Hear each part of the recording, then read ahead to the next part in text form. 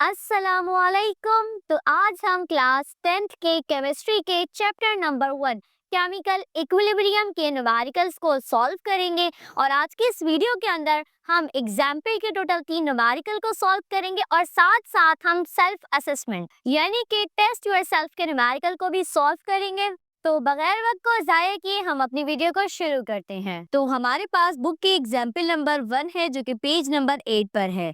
Equilibrium occurs when nitrogen monoxide gas reacts with oxygen gas to form nitrogen dioxide gas। अब आपको यहाँ पे एक इक्वेशन नजर आ रही है। तो जो सबसे पहले लिखा हुआ है 2NO, तो ये आप लोगों के पास है नाइट्रोजन मोनोऑक्साइड, ठीक है। और ये रिएक्ट कर रहा है ऑक्सीजन यानी कि O2 के साथ और बना रहा है नाइट्रोजन डाइऑक्साइड गैस यानी कि NO2, ठीक है। ये एक आप लोगों के पास रिएक्शन है। At equilibrium at 230 Celsius. अब ये बता रहे हैं कि इक्विलिब्रियम के ऊपर the concentrations are measured to be. आप लोगों को यहाँ पे कुछ कंसंट्रेशन दी गई है, जैसे कि NO की कंसंट्रेशन जो कि 0.052 मोल पर डेसीमीटर क्यूब है। इसी तरह ऑक्सीजन की कंसंट्रेशन है जो कि 0.127 मोल पर डेसीमीटर क्यूब है।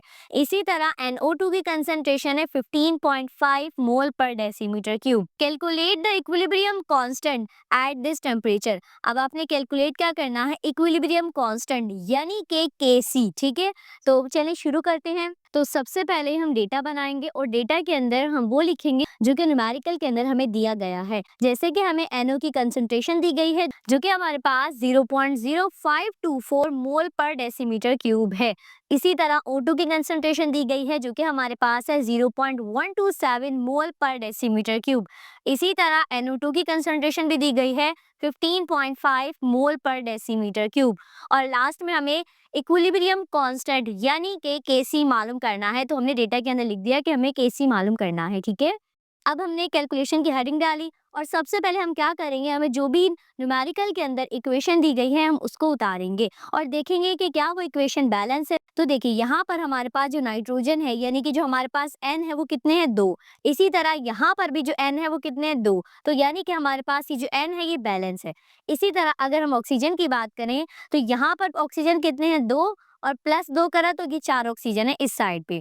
इसी तरह नेक्स्ट हमारे पास यहाँ पर ये जो 2 है ये इस 2 के साथ होगा मल्टीप्लाई, तो 2 2 जा 4, मतलब यहाँ पर भी टोटल 4 ऑक्सीजन है, यहाँ पर भी टोटल 4 ऑक्सीजन है, यानी कि ये जो इक्वेशन है ये बैलेंस है, ठीक है। अब हम क्या करेंगे, अब हमें क्योंकि Kc मालूम करना है तो हमने Kc की एक्सप्रेशन लिखी जो कि हमारे पास है Kc is equal to product divided by reactant, ठीक है। अब हमने इस एक्सप्रेशन के लिहाज से इस इक्वेशन को उतारना है। तो देखिए हमारे पास यहाँ पर ये पूरी इक्वेशन है, तो हमारे पास इक्वेशन के इस साइड वाले यानी कि जो लेफ्ट साइड पे चीजें होती हैं हम उन्हें कहते हैं रिएक्टेंट, जबकि राइट साइड पे हमें जो दिया जाता है उसे हम कहते हैं प्रोडक्ट, ठीक है। तो हमने सबसे ऊपर क्या उतारना है, प्रोडक्ट। प्रोडक्ट हमारे पास क्या है, NO2, तो हमने ऊपर लिख दिया NO2। अब ये जो आपको साइड में 2 लिखा हुआ नजर आ रहा है इसे हम कहते हैं कोफिशिएंट, और जो हमारे पास कोफिशिएंट होता है वो हमारे पास पावर बन जाती है। तो देखिए हमने यहाँ 2 को ऊपर लिख दिया, ठीक है। इसी तरह नीचे है रिएक्टेंट। रिएक्टेंट हमारे पास इस साइड पे होते हैं। तो पहले हमारे पास क्या है, NO, और अब देखिए यहाँ पर भी 2 दिया गया है कोफिशिएंट, तो ये हमारे पास हो जाएगा पावर। इसी तरह O दिया गया है तो हमने इसको भी लिख दिया, ठीक है। अब हमने वैल्यूज पुट करनी है। अब NO2 की कंसंट्रेशन हमारे पास क्या है, 15.5 मोल पर डेसीमीटर क्यूब। याद रखिएगा आप यहाँ पर जो वैल्यूज उतारेंगे वो आपने लाजमी यूनिट के साथ उतारनी है, क्योंकि आप लोग जानते हैं कि Kc की कोई यूनिट नहीं होती है। Kc की यूनिट इक्वेशन के लिहाज से बनती है, तभी हमें लाजमी तौर पर यहाँ पे यूनिट को भी उतारना होगा। अब क्योंकि NO2 के ऊपर स्क्वायर था तो हमने यहाँ भी स्क्वायर डाला। नेक्स्ट हमारे पास है NO, तो हमने यहाँ पे NO की वैल्यू लिखी जो कि हमारे पास है 0.0542 मोल पर डेसीमीटर क्यूब। अब यहाँ पे भी स्क्वायर है तो हमने यहाँ पे भी ऊपर छोटा सा स्क्वायर लिख दिया। O2 की कंसंट्रेशन हमारे पास 0.127 मोल पर डेसीमीटर क्यूब है तो हमने इसको भी ऐसे लिख दिया, ठीक है। तो देखिए सबसे पहले हम क्या करेंगे, हम 15.5 का स्क्वायर लेंगे, तो हमारे पास जो वैल्यू आएगी वो हमारे पास है 240.25, ठीक है। इसी तरह अब नीचे जब हम 0.052 का स्क्वायर लेंगे और फिर उसको मल्टीप्लाई करेंगे 0.127 से, तो हमारे पास जो आंसर आएगा वो है 3.73 एक्सपोनेंट माइनस 4। अब बात करते हैं यूनिट की। अब देखिए यहाँ पर क्योंकि स्क्वायर है तो ये स्क्वायर 15.5 के साथ भी है और मोल पर डेसीमीटर क्यूब के साथ भी है, ठीक है। इसी तरह यहाँ पे भी, यानी कि ऊपर भी स्क्वायर है नीचे भी स्क्वायर है, तो ये स्क्वायर आपस में हो जाएंगे कैंसिल और हमारे पास जस्ट एक ही मोल पर डेसीमीटर क्यूब बचेगा, तो हमने इसको यहाँ पे लिख दिया, ठीक है। ओके, अब हम क्या करेंगे, अब हमने 4 टू 0.25 को डिवाइड किया 3.73 एक्सपोनेंट माइनस 4 से, तो हमारे पास जो वैल्यू आई वो है 644,101.8। ठीक है, ये हमारे पास वैल्यू आई। अब देखें, ये जो मोल पर डेसीमीटर क्यूब है ये है डिवाइड में। अब जब हम इसे ऊपर शिफ्ट करेंगे तो क्या होगा, इसकी वैल्यूज चेंज हो जाएंगी। मतलब जहाँ पे माइनस है वहाँ प्लस हो जाएगा और जहाँ पे प्लस है वहाँ पे माइनस हो जाएगा। अब देखिए नीचे यहाँ पे मोल के साथ कुछ नहीं लिखा हुआ, जब कुछ नहीं होता तो क्या होता है, 1 होता है। ठीक है, तो जब ये 1 ऊपर जाएगा तो ये माइनस का 1 हो जाएगा क्योंकि ये अभी प्लस में है। अब इसी तरह ये जो डीएम के साथ -3 है ये ऊपर जाके +3 हो जाएगा। तो ये कुछ इस तरह होगा, मोल -1 पर डीएम क्यूब। ओके, अब क्योंकि बुक के अंदर जो आपको आंसर दिया गया है वो राउंड ऑफ करके दिया गया है, तो हम भी राउंड ऑफ ही कर लेते हैं। ठीक है, अब देखिए बुक के अंदर आपको जो आंसर दिया गया है वो है 6.44 एक्सपोनेंट 5, जबकि हमारा आंसर ये है। तो अब हम क्या करेंगे, हम इसको राउंड ऑफ कर लेंगे।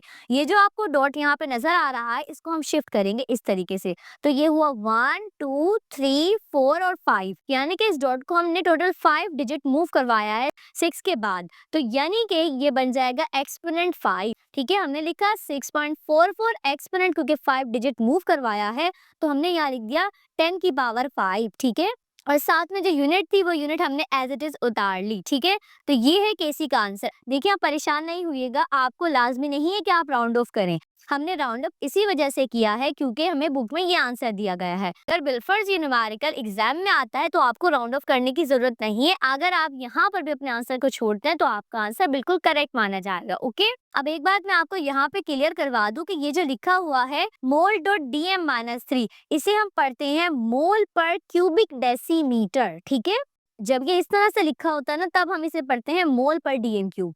ये ठीक है, लेकिन जब हम इस तरीके से लिखेंगे तब हम इसे पढ़ेंगे मोल्स पर क्यूबिक डेसीमीटर। ठीक है, मैंने सोचा आपको ये भी बता दूं ताकि आप कंफ्यूज ना हो। अब जल्दी जल्दी में हम इसको मोल पर डीएम क्यूब भी पढ़ लेते हैं। ओके, अब जरा हम नेक्स्ट न्यूमेरिकल की तरफ चलते हैं। तो अब हम शुरू करते हैं एग्जाम्पल नंबर 2 को, जो कि पेज नंबर 9 पर है। A reaction takes place between iron ion and chloride ion as.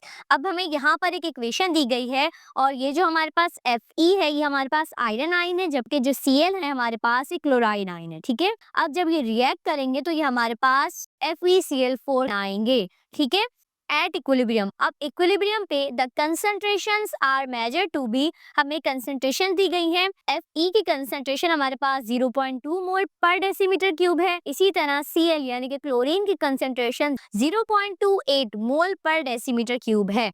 और साथ में हमारे पास FeCl4 की जो कंसंट्रेशन दी गई है वो है 0.95 एक्सपोनेंट -4 मोल पर decimetre cube. Calculate equilibrium constant. अब हमें कैलकुलेट क्या करना है, इक्विलिब्रियम कांस्टेंट, जिसको हम केसी से शो करते हैं फॉर गिवन रिएक्शन। ठीक है, सेम न्यूमेरिकल है जैसे कि हमने पहले वाला न्यूमेरिकल सॉल्व किया है। तो सबसे पहले हम डेटा बनाएंगे और डेटा के अंदर हमें जो जो चीजें न्यूमेरिकल में दी गई होंगी हम उसे लिखेंगे। जैसे कि हमें Fe की कंसंट्रेशन दी गई है 0.2 मोल पर डेसीमीटर क्यूब। इसी तरह क्लोरीन की दी गई है 0.28 मोल पर डेसीमीटर क्यूब और FeCl4 की भी दी गई है 0.95 एक्सपोनेंट -4 मोल पर डेसीमीटर क्यूब।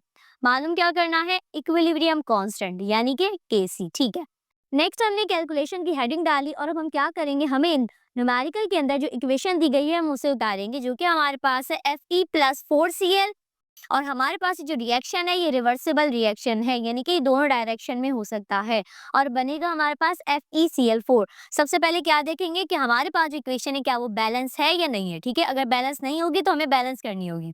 ठीक है, अब देखें Fe आपके पास यहाँ पे कितने हैं, जस्ट एक ही है। ये +3 मत समझ लीजिएगा कि यहाँ पे 3 Fe है, ये एक ही है। ठीक है, यहाँ पे भी एक ही आपके पास Fe है। इसी तरह टोटल क्लोरीन यहाँ पे आपके पास कितने हैं, 4 है और यहाँ पे भी Cl4 लिखा हुआ है, यानी कि यहाँ भी क्लोरीन 4 है। तो यानी कि ये इक्वेशन आपके पास बैलेंस है। अब हम Kc की एक्सप्रेशन लिखेंगे क्योंकि हमें मालूम ही Kc करना है, जो कि हमारे पास क्या है, प्रोडक्ट ओवर रिएक्टेंट। अब प्रोडक्ट इसमें हमारे पास क्या है, ये FeCl4, तो हमने इसको लिख दिया। रिएक्टेंट ये दोनों हमारे पास रिएक्टेंट है, Fe और 4Cl, Fe और Cl। ठीक है, अब ये Cl लिखा, अब देखें यहाँ पे कोफिशिएंट आ रहा है। ठीक है, इसके इस साइड पे 4 लिखा हुआ है तो इसको हम क्या कर देंगे, पावर बना देंगे। ठीक है, अब क्या करना है, नेक्स्ट आपने वैल्यूज पुट करनी है। FeCl4 की कंसंट्रेशन आपके पास 0.95 एक्सपोनेंट -4 मोल पर डेसीमीटर क्यूब है। इसी तरह Fe की कंसंट्रेशन 0.2 मोल पर डेसीमीटर क्यूब है और जो आपके पास Cl दिया गया है उसकी कंसंट्रेशन है 0.28 मोल पर डेसीमीटर क्यूब। और क्योंकि यहाँ पे 4 है तो आपने यहाँ पर भी 4 ही लिखना है, ठीक है, पावर में। अब जरा सॉल्व करते हैं हम इसे। तो सबसे पहले 0.95 एक्सपोनेंट माइनस 4 को हमने एज इट इज उतार लिया। अब हम करेंगे क्या, अब जैसे कि हम 0.28 का स्क्वायर लेते थे ना, अब यहाँ पे स्क्वायर के बजाय 4 लिखा हुआ है। अब अगर तो आप लोगों के पास है साइंटिफिक कैलकुलेटर, तो साइंटिफिक कैलकुलेटर के अंदर आपको कुछ इस तरह का निशान बना हुआ नजर आएगा, ये पावर ऐड करने के लिए होता है। आप सबसे पहले वैल्यू लिखेंगे और फिर इस निशान को क्लिक करने के बाद जो भी वैल्यू आपने ऐड करनी है आप वो लिखेंगे। मिसाल के तौर पे 4 है यहाँ पे, तो हम 4 लिखेंगे तो हमारे पास यहाँ पे आंसर आ जाएगा। अब अगर आप लोगों के पास साइंटिफिक कैलकुलेटर नहीं है तो आप क्या करें, आप जाहिर बात है 0.28 को 4 से मल्टीप्लाई नहीं करेंगे क्योंकि ये 4 टाइम्स है, यानी कि 4 बार मल्टीप्लाई करना है। मतलब जैसे कि 0.28 उसको मल्टीप्लाई कर दे फिर 0.28 से और फिर मल्टीप्लाई करें 0.28 से और फिर मल्टीप्लाई, मतलब टोटल 4 बार 0.28 को आपस में मल्टीप्लाई करवाएंगे तो आंसर आएगा। ओके, फिर जो हमारे पास यहाँ पे आंसर आएगा उसको हमने 0.2 से मल्टीप्लाई करना है, तो ये हमारे पास फाइनल वैल्यू होगी 1.229 एक्सपोनेंट माइनस 3। और अब जरा हम बात करते हैं यूनिट की। अब देखें यहाँ पर ऊपर 1 मोल पर डीएम क्यूब है, नीचे भी यहाँ पर इस साइड पे 1 मोल पर डीएम क्यूब है, तो ये हो जाएंगे आपस में कैंसिल। अब यहाँ पे क्या बचा, मोल पर डीएम क्यूब। मैंने आपको बताया था कि अगर यहाँ पे पावर होगी तो वो पावर वैल्यू से भी मल्टीप्लाई होगी और यूनिट से भी। तो जब हम इसको यूनिट से मल्टीप्लाई करेंगे तो यहाँ पर मोल के साथ कुछ नहीं है तो क्या है, 1 है।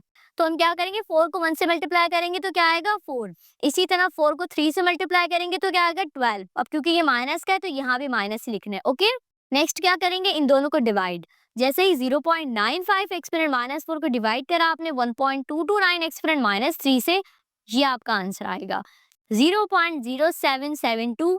अब बात करें अगर इसकी, अब फिर ये क्योंकि डिवाइड में नीचे की साइड पे, जैसे ही हम इसको ऊपर शिफ्ट करेंगे तो इसके साथ जो पावर लगी हुई है उनके साइन चेंज हो जाएंगे, ठीक है।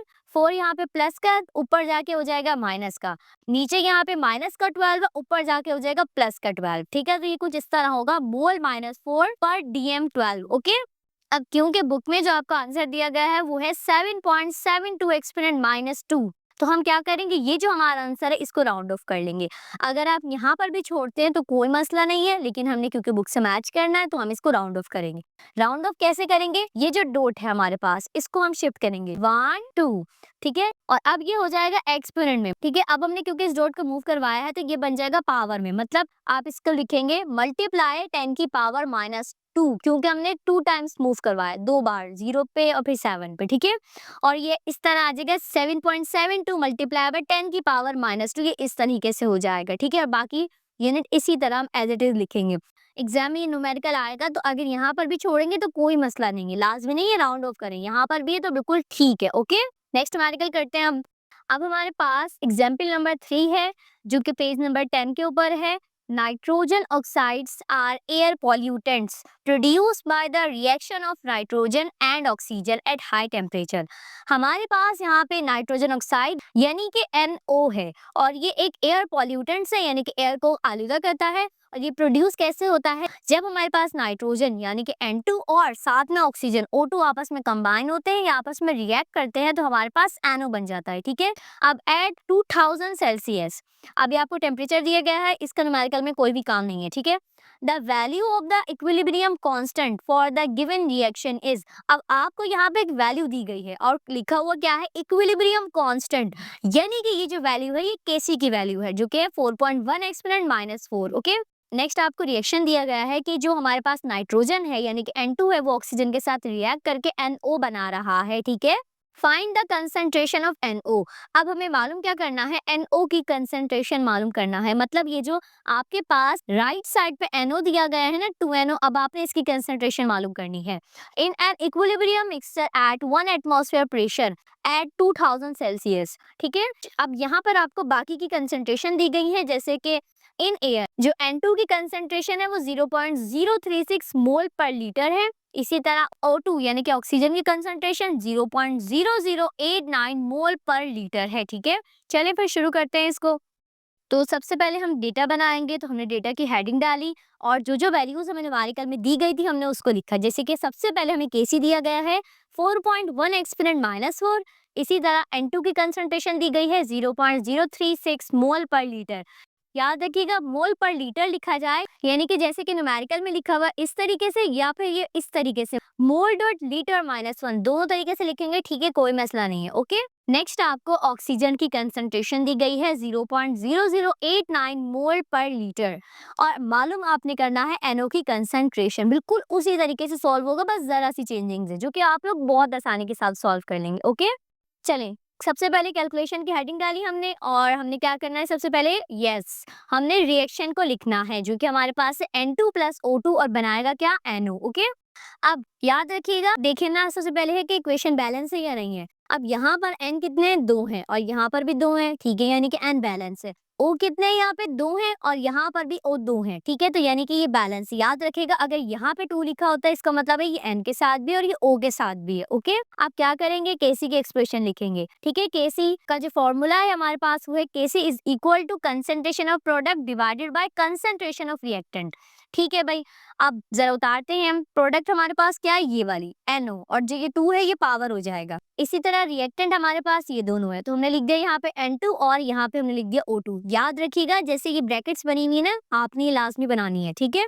देखिए मालूम Kc नहीं करना, मालूम NO करना है, तो क्या करेंगे, इसको अरेंज करेंगे। अब कैसे करना है, जो NO है हमारे पास ये यही रहेगा, बाकी जो नीचे दोनों चीजें डिवाइड में, इसको इस इक्वल टू के दूसरी साइड पे लेके जाएंगे तो ये वहां जाके मल्टीप्लाई में आ जाएंगे इस तरीके से। Kc और फिर ये N2 आ गया और ये O2 आ गया और ये इस साइड पे हो गया। अब हम आराम से सॉल्व कर लेंगे। NO ऐसे ही उतारा कि अब वैल्यूज लिखते हैं जरा। Kc की वैल्यू है हमारे पास है 4.1 एक्सपोनेंट -4 और N2 की कंसंट्रेशन है 0.036 और O2 की कंसंट्रेशन है 0.0089। ओके, अब हमने करना क्या है, बस इसको इन तीनों चीजों को मल्टीप्लाई कर दें। बस 4.1 exponent -4 multiply by 0.036 multiply by 0.0089, ये वैल्यू आ जाएगी आपके पास 1.313 एक्सपोनेंट -7। अब यहाँ पे एक सवाल पैदा होता है कि मिस आपने यहाँ पे यूनिट्स क्यों नहीं लिखी। देखिए हमने यूनिट इस वजह से नहीं लिखी क्योंकि हमें यहाँ पे Kc मालूम नहीं करना। जब भी हम Kc मालूम करेंगे तब हम यूनिट्स लिखेंगे।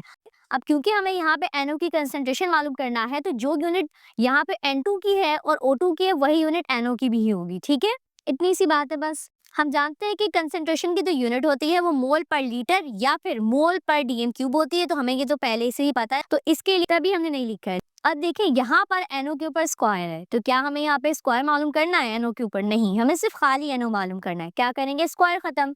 स्क्वायर खत्म कैसे करते हैं, रूट लगा के, ठीक है भाई, taking square root on both side. अब रूट्स लेंगे हम दोनों साइडों पे, कभी भी एक साइड पे रूट नहीं ले सकते, दोनों साइडों पे लेना पड़ेगा, ठीक है। दोनों साइड्स पे हमने रूट लिया। अब क्या करेंगे, ये जो 2 है ये कट जाएगा इस रूट से, तो ये हमारे पास क्या बचेगा, सिर्फ NO बचेगा, यहाँ पे 2 नहीं आएगा। ओके, और जब हम कैलकुलेटर के अंदर अंडर रूट लेंगे 1.313 एक्सपोनेंट -7 का, तो हमारे पास जो आंसर आएगा फाइनल वो है 3.6 एक्सपोनेंट -4 और यूनिट क्या आएगी, जो इनकी है मोल पर लीटर या फिर मोल डॉट लीटर -1, ठीक है।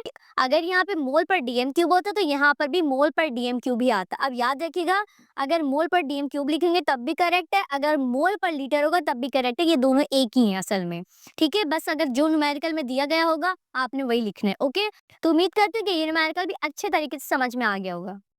और अब जरा हम करते हैं टेस्ट योर सेल्फ का न्यूमेरिकल जो कि पेज नंबर 12 के ऊपर है। The value of Kc for the following reaction at 717 K is 48। अब देखिए यहाँ पर हमें दी गई है वैल्यू किसकी, Kc की वैल्यू दी गई है जो कि हमारे पास है 48, क्योंकि यूनिट नहीं होती। ये मत समझ लीजिएगा कि ये 717 जो है कि Kc की यूनिट है, इसके आगे K लिखा हुआ है, यानी कि ये केल्विन है, यानी कि ये टेम्परेचर की यूनिट दी गई है आपको। ओके, ये Kc की वैल्यू नहीं है बल्कि जो 48 है ये Kc की वैल्यू है। ओके, साथ में एक रिएक्शन दिया गया है H2 + I2 और उससे बन क्या रहा है HI, ठीक है भाई। At a particular instant the concentration of H2, I2 and HI। अब देखें आपको यहाँ पे तीनों की कंसंट्रेशन दी गई है, आर फाउंड टू बी 0.2 मोल पर लीटर, 0.2 मोल पर लीटर एंड 0.6 मोल पर लीटर रिस्पेक्टिवली। देखें कभी भी रिस्पेक्टिवली का वर्ड यूज हो तो उसका मतलब होता है कि लाइन वाइज। अब देखें मतलब जैसे कि आप लोगों के पास सबसे पहले H2 लिखा हुआ है तो इसका मतलब है इसकी जो वैल्यू है वो सबसे पहले वाली है यानी कि 0.2। इसी तरह नेक्स्ट आपके पास I2 है तो इसकी वैल्यू सेकंड वाली है यानी कि 0.2 और थर्ड आप लोगों के पास HI है, ठीक है, और इसकी वैल्यू थर्ड वाली है यानी कि 0.6, ठीक है। Calculate reaction coefficient for given reaction. अब आपने मालूम क्या करना है, QC। जी हाँ, ये QC है। Okay, also predict direction of reaction. इसके अलावा आपने बतानी है डायरेक्शन भी। ठीक है भाई, सॉल्व करते हैं हम सबसे पहले इसको। ठीक है, तो सबसे पहले हमने डेटा बनाया और डेटा के अंदर हमें सबसे पहले वैल्यू दी गई है Kc की, जो कि हमारे पास है 48। नेक्स्ट हमें H2 की कंसंट्रेशन दी गई है 0.2 मोल पर लीटर। इसी तरह नेक्स्ट हमें I2 की कंसंट्रेशन दी गई है, जो कि सेम ही है 0.2 मोल पर लीटर। और लास्ट में हमें HI की कंसंट्रेशन दी गई है 0.6 मोल पर लीटर।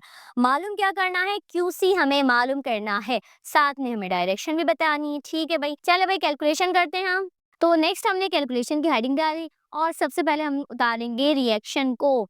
तो हमारे पास क्या है, हाइड्रोजन प्लस आयोडीन जब आपस में रिएक्ट करेंगे तो हाइड्रोजन आयोडाइड बनाएंगे। अब जरा देखते हैं कि ये बैलेंस है या नहीं है। तो यहाँ पर H हमारे पास 2 है, यहाँ पर भी 2 है, यानी कि ये बैलेंस है। I भी यहाँ पे 2 है और यहाँ पे भी 2 है, तो यानी कि ये बैलेंस है। याद रखिएगा, अगर यहाँ पे कोई भी वैल्यू लिखी होगी वो इसकी भी होगी और वो इसकी भी होगी। ठीक है, अब हमें मालूम क्या करना है, QC मालूम करना है। तो QC के लिए हमारे पास जो एक्सप्रेशन है वो है QC is equal to product divided by reactant. जी हाँ, ये KC की भी है और ये QC की भी है, बस फर्क आता है इक्विलिब्रियम का। ठीक है, कि एक हमारे पास इक्विलिब्रियम पे होती है और एक हमारे पास किसी भी टाइम पर होती है। ठीक है, एट एनी टाइम, किसी भी टाइम पे होती है। ओके, नेक्स्ट अब हम वैल्यूज उतारेंगे। तो प्रोडक्ट हमारे पास यहाँ पे क्या है, HI, हमने यहाँ पे HI लिख दिया और ये जिसके साथ 2 है ये उसको हमने पावर बना दिया।